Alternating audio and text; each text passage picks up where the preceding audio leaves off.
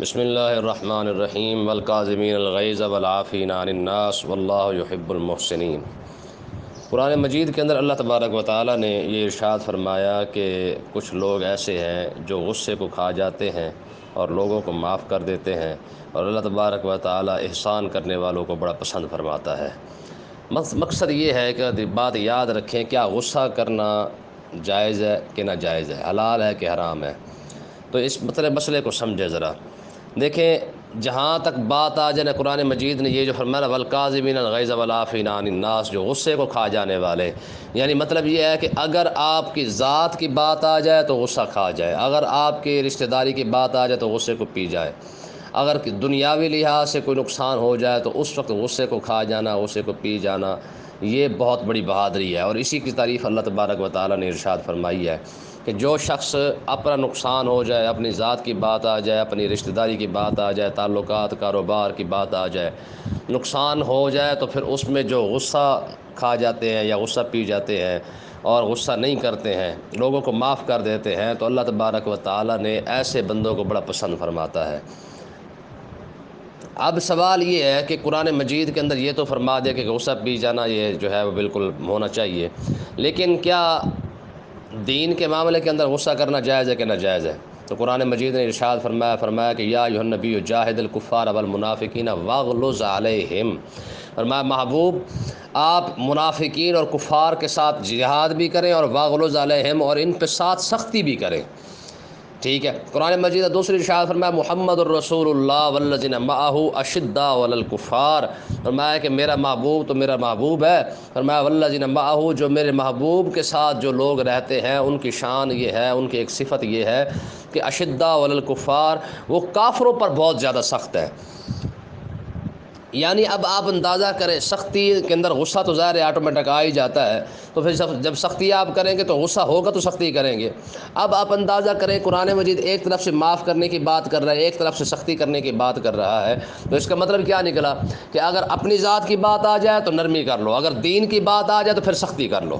اما عائشہ صدیقہ رضی اللہ تعالیٰ عنہ فرماتی ہیں آقا علیہ الصلوۃ والسلام جب گھر تشریف لاتے تو ہمارے ساتھ گل مل کے بیٹھا کرتے تھے، لیکن جب اذان ہو جاتی تو حضور علیہ الصلوۃ والسلام ایسے ہو جاتے جیسے ہمیں جانتے پہچانتے تک نہیں ہیں۔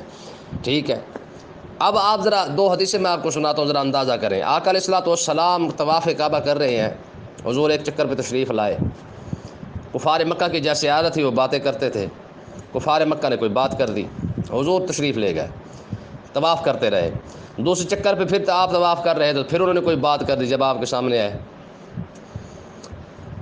آقا علیہ الصلوۃ والسلام نے وہ چکر بھی پورا کر دیا۔ جب تیسرے چکر پہ حضور تشریف لائے تو انہوں نے پھر کوئی بات کی، تو حضور علیہ الصلوۃ والسلام نے طواف کو روک کے آپ ان کے پاس تشریف لے گئے۔ اب ذرا بات کو غور سے، دل کے کانوں سے اس بات کو دماغ کے اندر رکھ لیں۔ حضور نے پتہ کیا فرمایا؟ حضور نے ارشاد فرمایا یا معاشر قریش اتسمعون، فرمایا اے قریشیو ذرا غور سے یہ بات سن لو، لقد جئتکم بالذبح، فرمایا میں تمہیں ذبح کرنے کے لیے آیا ہوں۔ اب یہاں پہ وہ رسول جو رحمت للعالمین بن کے آیا ہے، لیکن کفار کو حضور نے کیا فرمایا؟ میں تمہیں ذبح کرنے کے لیے آیا ہوں۔ اب لوگ کہتے ہیں نا جی نہیں حضور نے تو کبھی کسی کو کچھ نہیں کہا ہے، حضور نے تو سب کو معاف فرما دیا ہے۔ مجھے آپ بتائیں، حضور علیہ الصلوۃ والسلام نے یہ غصے کا جلال کا اظہار فرمایا کہ نہیں فرمایا؟ پھر قبیلہ بنو قریظہ کے اندر حضور تشریف لے کے گئے، جب ان کا محاصرہ کیا گیا انہوں نے کوئی باتیں کی، مولا علی رضی اللہ تعالیٰ عنہ نہیں چاہتے تھے کہ حضور سنیں، لیکن حضور علیہ الصلوۃ والسلام خود آگے تشریف لے آئے۔ اب ذرا یہ الفاظ بھی آقا علیہ الصلوۃ والسلام کے سن لیں۔ آقا علیہ السلام نے کیا فرمایا؟ فرمایا یا اخوۃ القرادۃ والخنازیر وعبدۃ الطاغوت، فرمایا بندر اور خنزیر کی اولاد اور شیطان کے پتروں، تم مجھ پر باتیں کرتے ہو، ہم انشاءاللہ تمہیں بتا دیں گے کہ تمہارے ساتھ ہوتا کیا ہے۔ حضور علیہ الصلوۃ والسلام جب خیبر تشریف لے کے گئے، ابھی صبح ہو رہی تھی، ابھی صبح ہوئی ہی تھی، آقا علیہ الصلوۃ والسلام جب تشریف لے کے آئے تو ابھی وہ باہر نکلے تھے، ان کو وہم و گمان میں بھی نہیں تھا کہ آقا علیہ الصلوۃ والسلام تشریف لا سکتے ہیں۔ جب حضور علیہ الصلوۃ والسلام نے صبح ہوئی اور وہ اپنے کدال شدال لے کے نکلے، جب وہ آقا علیہ الصلوۃ والسلام کو انہوں نے دیکھا تو وہ چیخ پڑے کہ یہ کیا بن گیا کہ محمد عربی صلی اللہ علیہ وسلم آ چکے ہیں۔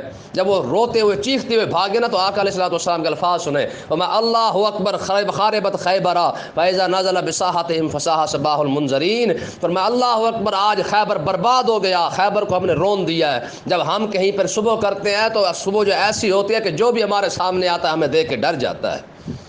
حضور علیہ الصلوۃ والسلام دین کے معاملے میں اتنا غصہ کریں. پھر آپ ذرا ایک اور حدیث پاک کو ملاحظہ کریں. آقا علیہ السلام نے ارشاد فرمایا فرمایا تعطر الحدۃ خیار امتی، فرمایا دین کے لیے غصہ جو ہے وہ میری امت کے نیک لوگوں کو آئے گا. یہ کتنی بڑی بات آقا علیہ السلام نے ارشاد فرمائی ہے کہ اب دین کے لیے غصہ کرنا یہ نیک لوگوں کا کام ہے. جس کو دین پر غصہ نہیں آتا نا، وہ اپنے آپ کو نیک نہ سمجھے، جتنا مرضی نمازیں پڑھتا رہے، روزہ حج زکوٰۃ جو مرضی کرتا رہے. یہ میرے نبی نے سند عطا فرمائی ہے. فرمایا کہ جو دین کے معاملے میں امر پسند بن جائے، اپنی ذات آئے تو عدالت اور کچہری تک پہنچ جائے، فرمایا کہ وہ بندہ جو ہے وہ دیندار نہیں ہو سکتا. دیندار صرف اور صرف یہ ہے کہ جب بھی اسے غصہ آئے گا وہ دین کی خاطر آئے گا، وگرنہ نہیں آئے گا. تو اس کا مطلب یہ نکلا کہ اگر آپ دیندار بننا چاہتے ہیں تو دین کے لیے غصہ کرنا بھی سیکھیں. اگر آپ کو دین کے معاملے میں غصہ نہیں آتا ہے تو پھر اپنے آپ کو دیندار نہ سمجھیں. واللہ ورسولہ عالم.